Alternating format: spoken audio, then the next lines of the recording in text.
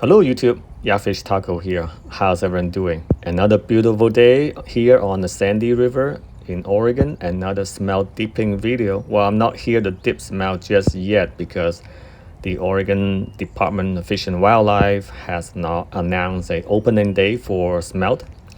Even though smelt is in the river right now in early March 8, 2026. Now that's the Sandy River Bridge. So in some years, they don't open smelt because it's sort of collide with the outgoing juvenile salmon. So they want to protect the salmon population. So they will close it until the salmon has passed. So hopefully this year that's not the case. But I am worried that this year the fish is a little earlier.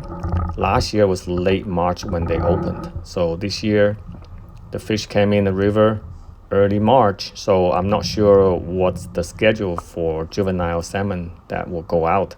So hopefully they are not colliding here and they will open for this year. So I am hopeful and I'm excited. Well, we'll keep you guys updated.